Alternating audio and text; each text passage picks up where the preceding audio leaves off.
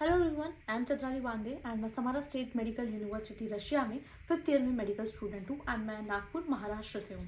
तो इस वीडियो में हम बात करेंगे क्या रशिया की डिग्री इंडिया में वैलिड है। इससे पहले एक चीज़ याद रखना कि जब भी आप ज़िंदगी में कहीं पे भी, चाहे आपके दोस्त हो चाहे आपके रिलेटिव्स हो, और जब भी कुछ अच्छा काम करने जाओगे ना तो आपको रोकने वाला टोकने वाला आपको लोगों ज़िंदगी में आपको लोगों को बहुत लोग मिलेंगे। ठीक है, जिस वक्त अगर आपका नीट में सिलेक्शन नहीं हुआ, ठीक है, मान लीजिए आपका नीट में सिलेक्शन नहीं हुआ, उसके बाद आपने मतलब आपके घर में रिलेटिव्स आएंगे, सब लोग आपको कॉल करके आपके पेरेंट्स को पूछेंगे कितना स्कोर आया, इस बार तो ड्रॉप कर रहा था ना, इस बार भी नहीं हुआ। अच्छा, आप क्या करोगे? अगर लड़की है तो लड़कियों को तो ये चीज़ स्पेसिफिकली बोली जाती है, या तो शादी करवा दो। और तुम लोगों को ये लग रहा होगा नहीं नहीं अब कोई नहीं बोलता, बट नहीं भाई, मैं Marathi middle class, lower middle class family से आती हूँ, मुझसे पूछो, ऐसा बोला जाता है अभी भी कि हाँ इतना अच्छा स्कोर नहीं आ रहा है तो क्या ही करोगे, लड़कियों को पढ़ा के दहेज तो वैसे भी देना ही है, तो एक काम करो शादी ही करवा दो करके, इतना पैसा एमबीबीएस पे क्यों लगाना है। या फिर तुम्हें कोई ना कोई तो बोलेगा कि मेरे अड़ोस की पड़ोस की ये मेरे चाचा की बुआ की लड़की गई थी या फिर लड़का गया था, वो वहाँ से आया और उसके वहाँ से आने के बाद एक कोई एग्जाम देना पड़ता है शायद, पर वो एग्जाम हुआ नहीं तो उसके 6 साल बर्बाद हो गए, पैसा और बर्बाद हो गया। ऐसे तुम्हें कोई ना कहीं से कोई ना कोई वाहियात सा उदाहरण जरूर कोई ना कोई देगा। तो इन सारी चीज़ों में ना पड़े। ये जो मैं आपको बता दूं कि रशिया में एमबीबीएस 6 साल का एमबीबीएस करने के बाद जब आप इंडिया में आते हैं तो आपको एक एफएमजी का एग्जाम देना पड़ता है। वो उतना डिफिकल्ट नहीं होता, बट कुछ अमीर के चौधे होते हैं जो सिर्फ मतलब वहाँ पे अयाशी करने, पैसा बर्बाद करने जाते हैं, तो ऐसे लोगों का सिलेक्शन नहीं होता। हाँ, ये बात सही है, अगर तुम 6 साल में नहीं पढ़ोगे तो ऑब्वियसली है कि तुम्हारा मतलब नहीं होगा एफएमजी का एग्जाम क्लियर। अगर मतलब ऐसा है कि बहुत सारे लोग जिन्होंने बिल्कुल भी नहीं पढ़ा है उनका एग्जाम क्लियर कैसे होगा यार, बिना पढ़े मुझे बताओ कि कैसे होगा क्लियर। तो बस उनका एग्जाम क्लियर नहीं होता है। एंड पहले ऐसा था कि हर किसी को नहीं पता था, मतलब 5-6 साल पहले की मैं तुम्हें बात बता रही हूँ कि ये बहुत कम, जैसे हमारे अड़ोस पड़ोस में कोई दूर का जिसके पास बहुत पैसा है या फिर जो बहुत अमीर घर से लोग हैं, सिर्फ उन्हीं के बच्चे अब्रॉड पढ़ने जाते थे। और उन जो बच्चे अमीर घर से हैं वो लोग मेहनत, मैं ऐसा सबके लिए नहीं कह रही हूँ, ठीक है, स्पेसिफिक कुछ ही लोगों के लिए। तो जो अमीर घर के लोग होते हैं उन्हें मेहनत कैसे करना है ये सारी चीज़ें नहीं पता होता है। ऑब्वियसली जिसके घर में इतना पैसा होगा वो यही सोचेगा कि फ्यूचर में ये तो पैसा मेरा ही है, इसलिए किसी भी माँ बाप को अपने बच्चे को कुछ भी पैसा नहीं देना चाहिए, कुछ भी नहीं, एक भी फूटी कौड़ी दो मत, सारा का सारा पैसा दान कर दो। ये अमीर तो इन लोगों को क्या है कि मेहनत करते कैसे है, क्या करना होता है पता नहीं होता है। तो इन लोगों के बच्चे जब अब्रॉड में पढ़ने जाते हैं और वहां से उनका एग्जाम क्लियर नहीं होता है तो तुम लोगों के आजू बाजू में ऐसी बात फैल जाती है कि ये लोग गया था रशिया से पढ़ के आया है, डिग्री वैलिड नहीं है, पैसा बर्बाद हो गया। पर उसकी डिग्री वैलिड क्यों नहीं है ये सवाल नहीं है, उसने आकर के एफएमजी का एग्जाम क्लियर नहीं किया। कोई ये बताएगा कि मैं 6 साल वहां पे पढ़ने के लिए गया था, मैं वहां पे क्लब जाता था, दारू पीता था, सिगरेट पीता था, इसलिए मेरा एग्जाम क्लियर नहीं हुआ। कोई भी अपने मुंह से कभी भी ये नहीं बताता, ठीक है, हमेशा टीचर की गलती, यूनिवर्सिटी की गलती, ये सारी चीजें बताते हैं। तो ऐसी चीजों में ना पड़े। ऑब्वियसली जब भी आप लोग कुछ अच्छा करने जाएंगे, आपके रिलेटिव्स, आपके नेबर्स आपको यही कोई ना कोई, मतलब स्पेशली मराठियों में बहुत ज़्यादा दिक्कत होती है ऐसी, जब भी कोई अच्छा या फिर कोई आगे बढ़ता है तो उन लोगों को ऐसा लगता है कि हाँ अभी इसको कैसा रोका जाए, तो तुम्हें ऐसे वाहियात से उदाहरण दे करके तुम्हें कुछ ना कुछ बोला जाएगा। हमेशा कोई ना कोई होता ही है टोकने वाला। इसलिए जब भी कोई अच्छा काम करो, जब भी तुम्हें लोग बोले, इसका मतलब समझ लेना कि तुम जिंदगी में कुछ अच्छा काम करने जा रहे हो, ठीक है। अभी मैं तुम्हें बता दूं कि अगर एमबीबीएस की डिग्री वैलिड नहीं होती तो क्या इतने सारे लोग चूतिया हैं जो यहाँ पे कर रहे हैं। मैं तुम्हें ऐसे एटलीस्ट अभी के अभी 10 ऐसे डॉक्टर्स बता दूंगी जो एमबीबीएस अब्रॉड से करके आए हैं एंड अभी गवर्नमेंट हॉस्पिटल में जॉब कर रहे हैं। मेरी नेक्स्ट वीडियो इसी के से रिलेटेड आएगी जहाँ तुम लोग देखोगे कि हाँ अब्रॉड वाले स्टूडेंट्स वालों को ज़्यादा प्रेफरेंस मिलता है गवर्नमेंट जॉब्स में। अब ये सवाल है कि क्यों। मैं तुम लोगों को बता दूं कि इंडिया में जब एग्जाम होता है तो मैं तुम्हें बता दूं कि एनाटमी के एग्जाम का बेसिकली एक एग्जाम्पल लेकर के अगर हम चले तो एनाटमी के एग्जाम में आपको ऑप्शंस मिलते हैं वहाँ पे, ठीक है। ऐसा कौन सा भाई, मतलब मुझे लगता नहीं कि एमबीबीएस के किसी भी एग्जाम में तुम्हें ऑप्शन देना चाहिए। अगर मैं तुम्हें ऑप्शन दे दूं कि तुम सीएनएस में से एक चैप्टर अटेंड करो और पीएनएस में से एक चैप्टर अटेंड करो, तो तुम पीएनएस में से एक क्वेश्चन अटेंड करो, तो ऑब्वियसली तुम कोई ना कोई चैप्टर तो छोड़ोगे ही। इतना सारा पढ़ने का है, तुम लोग कोई ना कोई स्किप करोगे। बट अब्रॉड में आपको ऐसा कोई भी ऑप्शन नहीं दिया जाता। ऊपर से आपको हर एक सवाल एनाटमी पूरी उंगलियों पे रटी होनी चाहिए। मैं पूछूं बोन कितनी है, तुम लोग बता दो कि हाँ इतनी बोन है, अपर लिम्ब में 30 बोन है, यहाँ इतनी बोन है। इतनी ज्यादा आपको एनाटमी अच्छे से आती है अब्रॉड में, जो भी लोग पढ़ते हैं अच्छे से उनकी बात मैं कर रही हूँ, ठीक है। बट वहीं पे दूसरी तरफ इंडिया में तो आपको ऑप्शन दिया जा रहा है कि आप कोई चैप्टर स्किप कर सकते हो करके। तो ये फ़र्क है। इसीलिए मुझे जितना पता है, जितना मेरा ये खुद का ओपिनियन है कि अब्रॉड वालों को ज़्यादा अच्छे से आता है, क्योंकि आप सारी एग्ज़ाम ओरल देते हैं।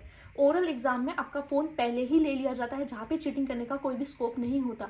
अगर कुछ बच्चे ज़्यादा दिमाग वाले दिमाग लगाएंगे, सोचेंगे कि हाँ हम लोग तो चीटिंग कर लेंगे ईयरफोन लगा के, तो यहाँ पे यूनिवर्सिटीज़ में रेडियो वेव्स डिटेक्ट करने वाली मशीन है, जो डिटेक्ट कर लेते हैं जिसने कान में ईयरफोन लगाया हो, कुछ भी लगाया हो, और आपको तभी के तभी फेल कर दिया जाता है।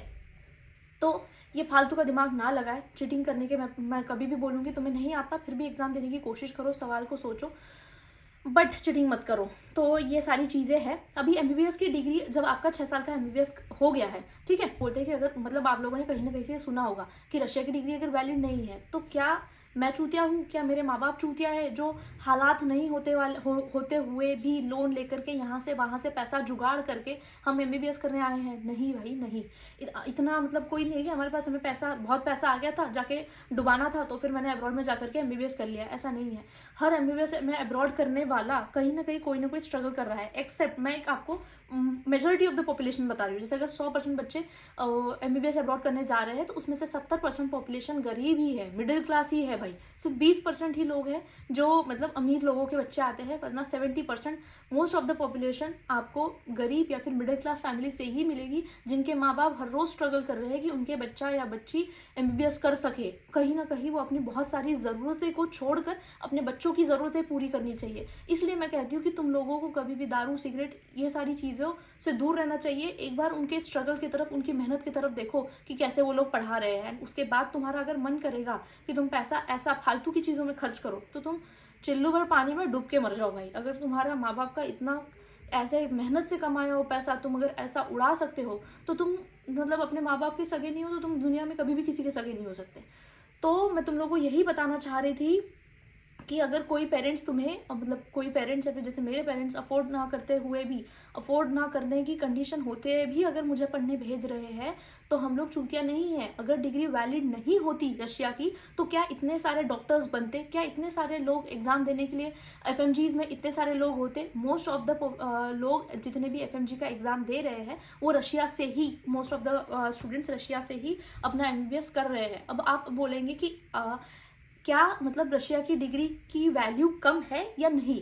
ठीक है, तो मुझे एक चीज़ बताइए, आपके पास 2 स्टूडेंट है, एक जिसने इंडिया से एमबीबीएस किया है, एक जिसने रशिया से एमबीबीएस किया है। अब दोनों में फ़र्क क्या है? जिसने इंडिया से एमबीबीएस किया है उसका कोर्स है 5.5 ईयर्स का, ठीक है, 5.5 साल का उसका कोर्स है।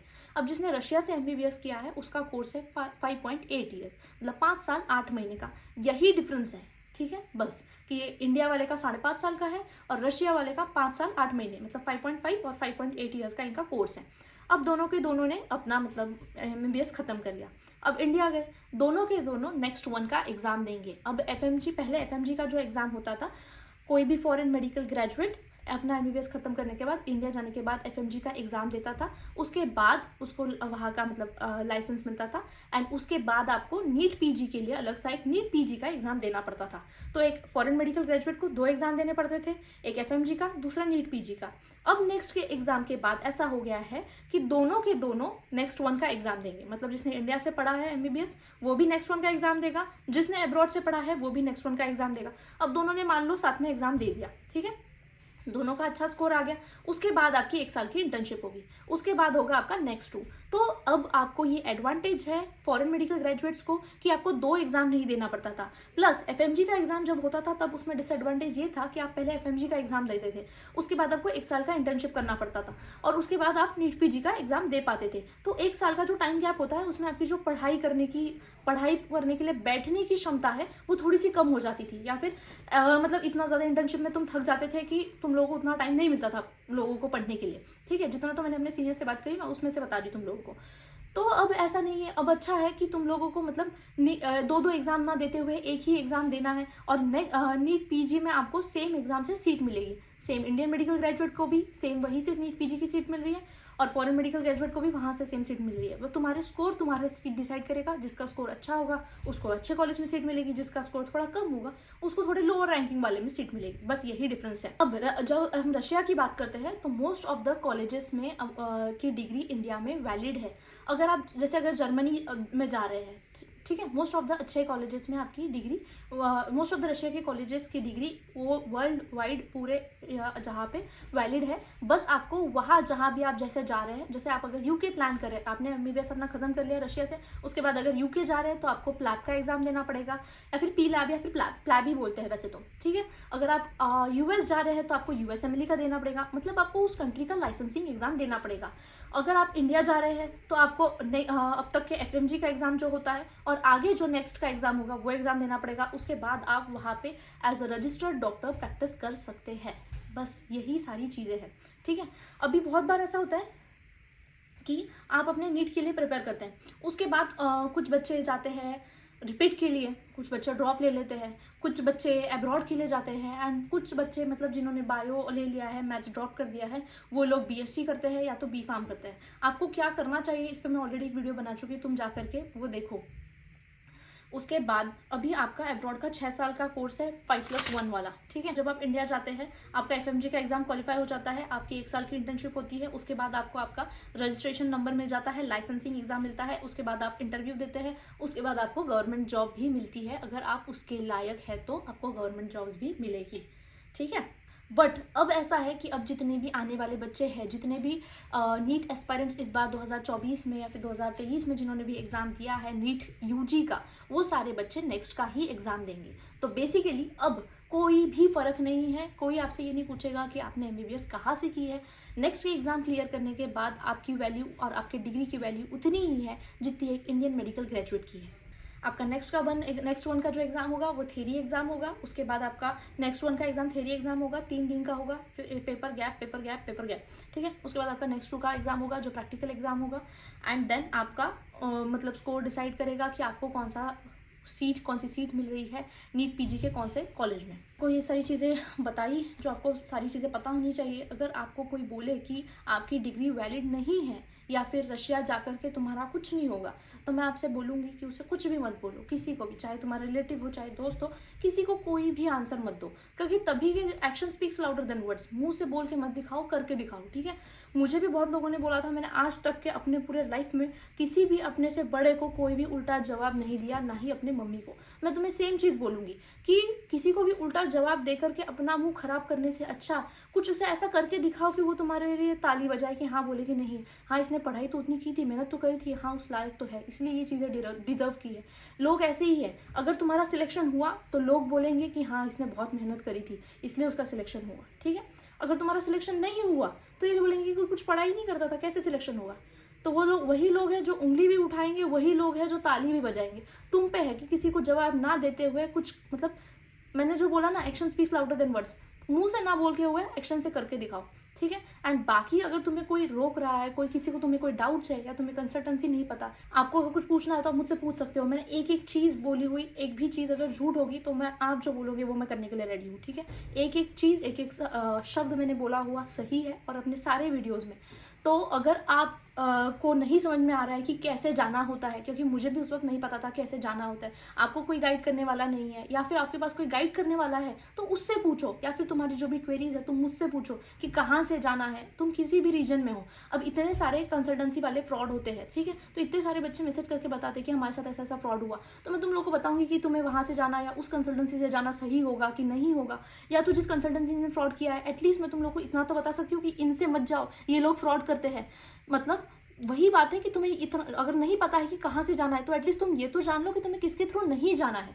और मोस्ट ऑफ द लोगों को, मतलब मोस्ट ऑफ द रीजन, आप चाहे हरियाणा से हो, आप चाहे वेस्ट बंगाल से हो, आप चाहे आंध्र प्रदेश से हो, हर जगह के स्टूडेंट से मेरी अभी बात है, मतलब जिनको मैं जानती हूँ, उन्हें नोट्स से लेकर के हर चीज़ में मैंने काफ़ी ज़्यादा तो उनको हेल्प करी है। तो तुम लोगों को मैं ऐसे किसी ना किसी बच्चे का नंबर दे दूंगी, या फिर मैं तुम लोगों को ये बता सकती हूँ कि तुम्हें किसके थ्रू जाना है। अगर तुम किसी को जानते हो जो तुम्हें ट्रस्टवर्दी है और जो तुम्हें लगे कि हाँ तुम्हें सही इन्फॉर्मेशन दे रहा है, तो तुम उससे पूछो, किसी से पूछो, बट वहाँ पे पूरा जान करके एक स्टूडेंट से पूछो कि हाँ सच में ये कंसल्टेंसी भरोसे करने लायक है, तभी उनके थ्रू जाओ, वरना आपके साथ भी फ्रॉड हो सकता है जैसा फ्रॉड मेरे साथ हुआ था। बेसिकली मैं तुम लोगों को यही बताना चाहती हूँ कि जब तक कि तुम्हें पूरी, जिसे भी तुम पूछ रहे हो ना, सही इंसान से पूछो। अगर तुम किसी कंसल्टेंट से पूछोगे जो कहीं भी वहाँ पे गया ही नहीं, या फिर किसी भी स्टूडेंट से पूछो, या फिर तुम ये सारी चीज़ें छोड़ो, अगर तुम खाना बना रहे हो, ठीक है, अगर तुम्हें पता ही नहीं कि खाना कैसा बनाना है और तुम मतलब तुम लोगों को मान लो एक चिकन की सब्जी चिकन करी होती है, ठीक है, तो चिकन की करी बनानी है, ठीक है। तो तुम लोग अगर शेफ को पूछोगे कि कैसे बनाते हैं, या फिर एक छोटे बच्चे से पूछोगे जिसे कोई नॉलेज ही नहीं है खाना बनाने का, शेफ से ही पूछोगे ना, तो उससे पूछो उससे पूछो जिसे इन सारी चीज़ों का नॉलेज है, ठीक है। तो वो ये सारी चीज़ें होती है जो आपको ध्यान रखना होता है। और कंसल्टेंसी चार्ज कभी भी 1.5 लाख से ज़्यादा नहीं होता है। ये सारी चीज़ें आपको नहीं पता है, इसलिए आपको बहुत सारे कंसल्टेंट्स और बहुत सारी कंसल्टेंसीज जिनके लिए सिर्फ मोटिव पैसा है, ये सारे सिर्फ आपसे पैसा लेना चाहते हैं। आपके एडमिशन के बाद ये आपको पूछेंगे भी नहीं, ना ही आपका कॉल आंसर करेंगे। आप थक जाओगे इन लोगों को कॉल करते करते, ठीक है। तो एक बार पूछ लो कि कहाँ से जाना सही होगा और कहाँ से नहीं। आई होप कि आपको मेरी वीडियो से थोड़ी बहुत इन्फॉर्मेशन मिली हो, या फिर आपके काफ़ी डाउट्स क्लियर हुए होंगे। अगर आप लोगों को मुझसे भी कुछ पूछना है तो मैंने अपना डिस्क्रिप्शन बॉक्स में नंबर दिया है, मुझे मैसेज करो। मैं तुम लोगों की जो भी क्वेरीज होगी उनका आंसर करूँगी, और जल्द से जल्द 10 से 15 मिनट में मैं तुम्हारे हर सवाल का, जो भी तुम्हारी क्वेरीज होंगी उन सब का क्वेरीज का आंसर करूँगी। तो please feel free to contact me, ठीक है। एंड आई होप कि ये वीडियो आपके लिए हेल्पफुल रही हो। एंड प्लीज़ यार, बहुत ज़्यादा एफर्ट्स लगते हैं कि इतने सारे तुम टाइम मैनेज करके, अब्रॉड में तुम्हें सब कपड़े धोना, सब कुछ खुद से करना पड़ता है, उसके बावजूद भी तुम खुद वीडियो बना करके एडिट करके डालो। और तुम लोगों ने मेरी वीडियो की फ्रिक्वेंसी भी देखी होगी, काफ़ी ज़्यादा है। तो ये तुम लोगों के लिए ही मैं इतनी मेहनत कर रही हूँ। तो बस मैं तुमसे बस इतना चाहती हूँ कि एक वीडियो को लाइक करो, शेयर करो एंड सब्सक्राइब करो। प्लीज़ ये मेरी तुम सबसे रिक्वेस्ट है कि प्लीज़ सब्सक्राइब कर दो यार। कौन सी तुमसे जायदाद मांग ली है मैंने, बस सब्सक्राइब करने तो बोल रही हूँ। So that's it, thank you and thank you for watching. अगर आपको मुझसे कुछ भी पूछना हो तो डिस्क्रिप्शन बॉक्स में मैंने अपना नंबर मेंशन किया है, आप मुझे वहाँ पूछ सकते हैं। Thank you.